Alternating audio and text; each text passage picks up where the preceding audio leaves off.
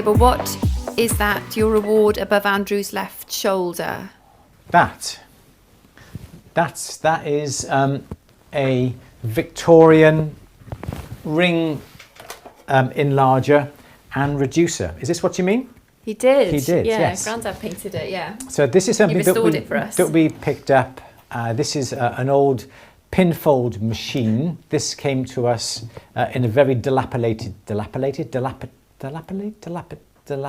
very worn out condition, and we gave it to Louise's dad, who was a painter, and he stripped it down and he's painted it back in exactly the same way as it was, because we found all the Victorian pictures of how it used to look when it was made, and it enlarges rings and it reduces. Here's all the little brass tapered collets on this side. You don't often find these Victorian ones that are complete. Sometimes these little tapered collets are missing, but we managed to get one that was complete, and this is the dies on the bottom that hold onto the rings that enables you to enlarge them or reduce them. So it's like the old, it's an old-fashioned sort of upright wedding ring stretcher and reducer back from, when was it?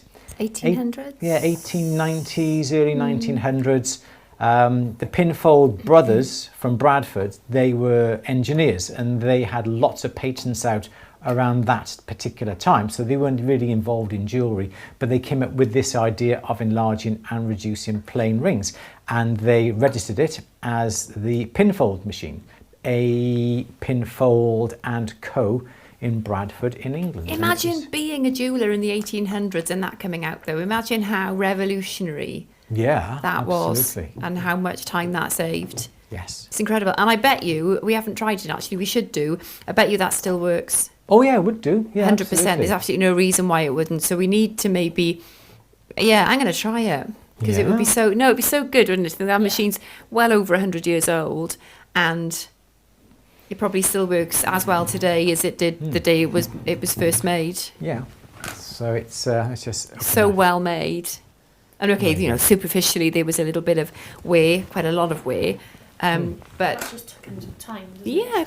But it is absolutely complete, and he's painted it in exactly the same way as what it was. He's very good, isn't when it was he? made. He's very talented. So yeah, so it is cast iron, 2 little screw holes on the back. Yeah. Isn't it lush? It's really good.